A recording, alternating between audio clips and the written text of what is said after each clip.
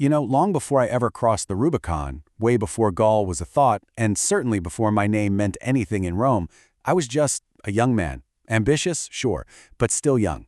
I want to tell you a story from back then. Think of it as a trial by fire, or maybe, more accurately, a trial by sea. Let me show you how one of the worst moments of my life turned into a masterclass in how to manage a crisis. So, picture this. It's 75 BC. I'm on a ship, sailing to Rhodes to study, the usual path for a young Roman noble. But the Mediterranean back then, it wasn't exactly a friendly cruise. It was a hunting ground, and I was about to become the prize. My ship gets swarmed by Cilician pirates, and just like that, I'm a captive. And you have to understand, the sea was just crawling with these guys. For them, nabbing a Roman noble was just good business, a quick payday. But for me, this was something else entirely. It was an unexpected, incredibly high-stakes test. They saw a bag of coins, I saw an opportunity. So they look me over, size me up, and they make their demand. 20 talents of silver. Now let's be clear, this was a huge sum of money. We're talking the equivalent of over $300,000 today, a real fortune. But their mistake wasn't asking for too much. It was asking for far, far too little. I looked right at their leader, and I laughed, right in his face. Can you imagine? A captive laughing at his captors. They were just stunned, silent. And then I told them, you clearly have no idea who you've captured. 20 talents? That's an insult. 50, I told them. 50 talents. That is my price. You should have seen their faces. Utter confusion. Here's this prisoner, negotiating his own ransom, upwards. They'd never seen anything like it, but right there, in that moment, I took control. I sent my people off to go raise the 50 talents, and I made myself at home. Now that move, it wasn't just some arrogant youthful bluff. No, it was the first and maybe the most important lesson you can learn about leadership and value. Okay, so here's the absolute heart of it. If you don't believe in your own value, why should anyone else?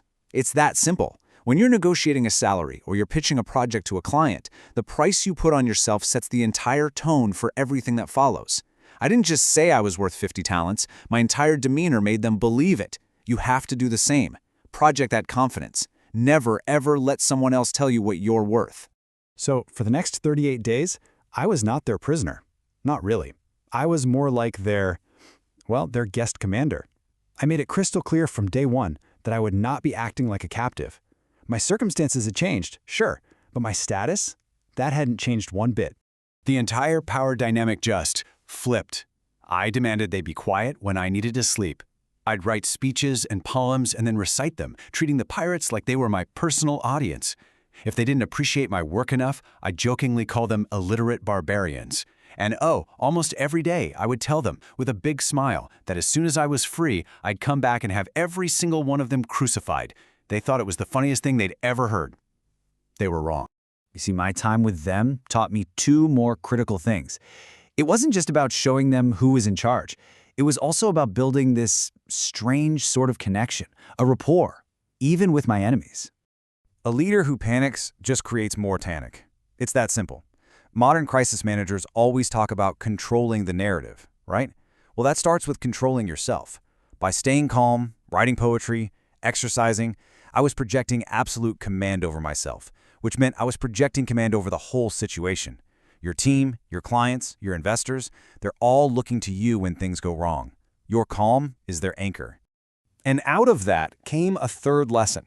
While I never ever let them forget who I was, I also joined in their games. I talked with them. I actually made them see me as a person, not just a payday. That human connection is an incredibly powerful tool, whether you're dealing with a tough competitor or a difficult client. You can be absolutely firm in your position and still build a bridge. Eventually, the 50 talents arrived. The pirates, who had actually grown sort of fond of me, took their payment and set me free. They probably waved goodbye, thinking they'd never see me again. And that, right there, was their final, fatal mistake. I didn't hesitate. I didn't even pause. The moment I hit the shore, I put together a fleet. I sailed right back to the island where they were celebrating, and I captured every last one of them. My actions weren't about rage. They were about principle. I had made them a promise, after all. I did exactly what I said I would do. I had them crucified. But Because in their own way, they had treated me with a certain respect, I gave them a small mercy. I ordered their throats cut first to spare them the long, agonizing death. Even in keeping a brutal promise, there was a message. And that's the final lesson here. Your word is everything.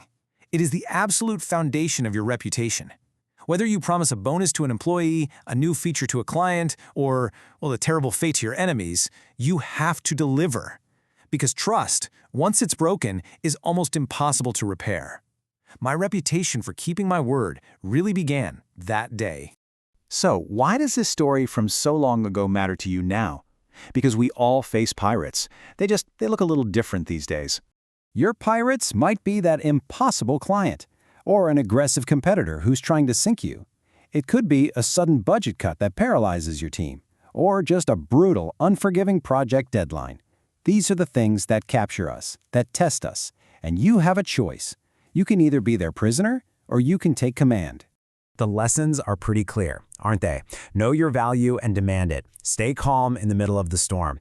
Build connections, even with people you're up against. And above all else, always, always stand by your word. So I'll leave you with this question. The next time your pirates show up on the horizon, will you let yourself be taken captive, or will you rise to the challenge and become the commander of your own fate?